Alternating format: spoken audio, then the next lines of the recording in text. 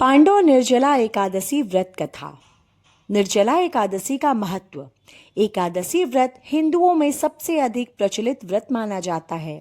वर्ष में 24 एकादशियां आती हैं, किंतु इन सब एकादशियों में ज्येष्ठ शुक्ल एकादशी सबसे बढ़कर फल देने वाली समझी जाती है, क्योंकि इस एक एकादशी का व्रत रखने से वर्ष भर की एकादशियों के व्रत का फल प्राप्त होता है। निर्जला एकादशी का व्रत अत्यंत संयम साध्य है। इस युग में यह व्रत संपूर्ण सुख भोग और अंत में मोक्ष कहा गया है। कृष्ण पक्ष और शुक्ल पक्ष दोनों पक्षों की एकादशी में अन्न खाना वर्जित है। तो आइए सुनते हैं निर्जला एकादशी व्रत कथा। निर्जला एकादशी व्रत का पौराणिक महत्व और व्याख्यान भी कम रोचक नहीं है। जब सर्वज्ञ वेद व्यास ने पांडवों को चारों पुरुषार्थ, धर्म, अर्थ, काम और मोक्ष देने वाले एकादशी व्रत का संकल्प कराया था, तब युधिष्ठिर ने कहा, जनार्दन, ज्येष्ठ मास के शुक्ल पक्ष में जो एकादशी पड़ती हो, कृपया उसका वर्णन कीजिए। भगवान श्री कृष्ण ने कहा, हे राजन, इसका वर्णन परम धर्मात्मा सत्यवती नंदन व्यास जी करेंगे, क्योंकि ये संपूर्ण शास्त्रों के तत्वज्ञ और वेद वेदांगों के पारंगत विद्वान हैं। तब वेद व्यास जी कहने लगे, कृष्ण पक्ष और शुक्ल पक्ष दोनों पक्षों की एकादशी में अन्न खाना वर्जित है। द्वादशी के दिन स्नान करके पवित्र हो और फूलों से भगवान केशव की पूजा करें। फिर नित्य कर्म समाप्त होने के पश्चात पहले ब्राह्मणों को भोजन देकर अंत में स्वयं भोजन प्राप्त करें। यह सुनकर भीमसेन बोले, परम बुद्धिमान पितामह, मेरी उत्तम बात सुनिए। राजा युधिष्ठिर, माता कुंती, द्रौपदी, अर्जुन, नकुल और सहदेव ये एकादशी को कभी भोजन नहीं करते तथा मुझसे भी हमेशा यही कहते हैं कि भीमसेन एकादशी को तुम भी न खाया करो, परंतु मैं उन लोगों से यही कहता हूँ कि मुझसे भूखा नहीं रहा जाएगा। भीमसेन की बात सुनकर व्यास जी ने कहा, यदि तुम नरक को दूषित समझते हो और तुम्हें स्वर्गलोक की प्राप्ति अभिष्ट है, और तो दोनों पक्षों की एकादशियों के दिन भोजन नहीं करना चाहिए। भीमसेन बोले, महाबुद्धिमान पितामह, मैं आपके सामने सच कहता हूँ, मुझसे एक बार भोजन करके भी व्रत नहीं किया जा सकता, तो फिर उपवास करके मैं कैसे रह सकता हूँ। मेरे उदर में वृक नामक अग्नि सदा प्रज्वलित रहती है, अतः जब मैं बहुत अधिक खाता हूँ तभी यह शांत होती है। इसलिए महामुने, मैं पूरे वर्ष भर में केवल एक ही उपवास कर सकता हूँ, जिससे स्वर्ग की प्राप्ति सुलभ हो और जिसके करने से मैं कल्याण का भागी हो सकूं। ऐसा कोई एक व्रत निश्चय मुझे बताइए, मैं उसका यथोचित रूप से पालन करूंगा। व्यास जी ने कहा, भीम, ज्येष्ठ मास में सूर्य वृष राशि पर हो या फिर मथुन राशि पर हो, शुक्ल पक्ष में जो एकादशी हो, उसका यत्न पूर्वक निर्जल व्रत करो। केवल कुल्ला या आचमन करने के लिए मुख में जल डाल सकते हो। उसको छोड़कर किसी प्रकार का जल विद्वान पुरुष मुख में न डाले, अन्यथा व्रत भंग हो जाता है। एकादशी को सूर्योदय से लेकर दूसरे दिन सूर्योदय तक मनुष्य जल का त्याग करे तो यह व्रत पूर्ण होता है। तदनंतर द्वादशी को प्रभात काल में स्नान करके ब्राह्मणों को विधि पूर्वक जल और सुवर्ण का दान करे। इस प्रकार सब कार्य पूरा करके जितेंद्रिय पुरुष ब्राह्मणों के साथ भोजन करे। वर्ष भर में जितनी भी एकादशियां होती हैं, उन सब का फल निर्जला एकादशी पालन मात्र से मनुष्य प्राप्त कर लेता है, इसमें तनिक भी कोई संदेह नहीं है। शंख, चक्र और गदा धारण करने वाले भगवान केशव ने मुझसे कहा था कि यदि मानव सबको छोड़कर एकमात्र मेरी शरण में आ जाए और एकादशी को निराहार रहे, तो वह सब पापों से छूट जाता है। एकादशी व्रत करने वाले पुरुष के पास विशालकाय, विकराल आकृति और काले रंग वाले दंड पाशधारी भयंकर यमदूत नहीं जाते।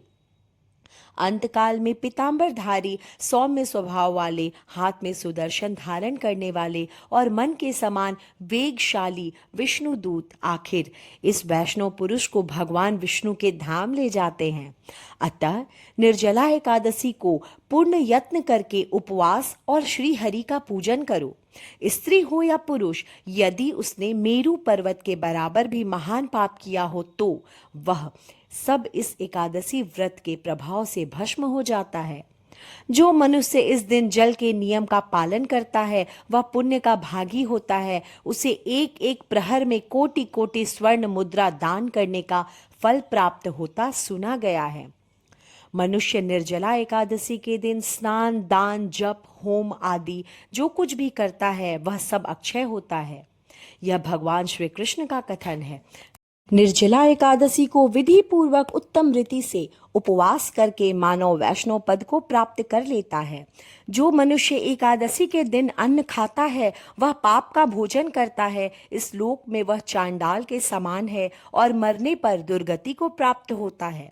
जो ज्येष्ठ के शुक्ल पक्ष में एकादशी को उपवास करके दान करेंगे वे परम पद को प्राप्त होंगे। जिन्होंने एकादशी को उपवास किया है वे ब्रह्म हत्यारे, शराबी, चोर तथा गुरुद्रोही होने पर भी सब पातकों से मुक्त हो जाते हैं। कुंती नंदन, निर्जला एकादशी के दिन श्रद्धालु स्त्री पुरुषों के लिए जो विशेष दान और कर्तव्य विहित है उन्हें सुनो। उस दिन जल में शयन करने वाले भगवान विष्णु का पूजन और जलमयी धेनु का दान करना चाहिए अथवा प्रत्यक्ष धेनु या धृतमयी धेनु का दान उचित है। पर्याप्त दक्षिणा और भांति भांति के मिष्ठानों द्वारा यत्न पूर्वक ब्राह्मणों को संतुष्ट करना चाहिए। ऐसा करने से ब्राह्मण अवश्य संतुष्ट होते हैं और उनके संतुष्ट होने पर श्री हरि मोक्ष प्रदान करते हैं। जिन्होंने शम, दम और दान में प्रवृत्त हो श्री हरि की पूजा और रात्रि जागरण में करते हुए इस निर्जला एकादशी का व्रत किया है उन्होंने अपने साथ ही बीती हुई 100 पीढ़ियों को आने वाली और 100 पीढ़ियों को भगवान वासुदेव के परम धाम में पहुंचा दिया है। निर्जला एकादशी के दिन अन्न, वस्त्र, गौ, जल, सैया, सुंदर आसन, कमंडलू तथा छाता दान करने चाहिए। जो श्रेष्ठ तथा सुपात्र ब्राह्मण को जूता दान करता है वह सोने के विमान पर बैठकर स्वर्ग लोक में प्रतिष्ठित होता है। जो इस एकादशी की महिमा को भक्ति पूर्वक सुनता अथवा उसका वर्णन करता है वह स्वर्ग लोक को जाता है। चतुर्दशी युक्त अमावस्या को सूर्य ग्रहण के समय श्राद्ध करके मनुष्य जिस फल को प्राप्त करता है वही फल इसके श्रवण से भी प्राप्त होता है। पहले दंत धावन करके यह नियम लेना चाहिए कि मैं भगवान केशव की प्रसन्नता के लिए एकादशी को निराहार रहकर आचमन के सिवा दूसरा जल भी त्याग करूंगा। द्वादशी को देवेश्वर भगवान विष्णु का पूजन करना चाहिए। गंध, धूप, पुष्प और सुंदर वस्त्र से विधि पूर्वक पूजन करके जल के घड़े का दान संकल्प करते हुए निम्नांकित मंत्र का उच्चारण करें। संसार सागर से तारने वाले हे देव ऋषिकेश, इस जल के घड़े का दान करने से आप मुझे परम गति की प्राप्ति कराइए। भीमसेन, ज्येष्ठ मास के शुक्ल पक्ष की जो शुभ एकादशी होती है उसका निर्जल व्रत करना चाहिए। उस दिन श्रेष्ठ ब्राह्मणों को शक्कर के साथ जल के घड़े का दान करना चाहिए। ऐसा मनुष्य भगवान विष्णु के समीप पहुंचकर आनंद का अनुभव करता है। तत्पश्चात द्वादशी को ब्राह्मण को भोजन कराने के बाद स्वयं भोजन करे। जो इस प्रकार पूर्ण रूप से पाप नाशिनी एकादशी का व्रत करता है वह सब पापों से मुक्त हो आनंदमय पद को प्राप्त होता है। यह सुनकर भीमसेन ने भी इस शुभ एकादशी का व्रत आरंभ किया। तब से यह लोक में पांडव द्वादशी के नाम से विख्यात हुई। ज्येष्ठ शुक्ल पक्ष एकादशी के ही दिन भगवान श्री कृष्ण ने देवी रुक्मणी का हरण किया था, अतः यह एकादशी रुक्मणी हरण एकादशी के नाम से भी जानी जाती है। इस प्रकार एकादशी व्रत कथा संपूर्ण हुआ। बोलो श्री राधे। इसके बाद आप आरती कर लें।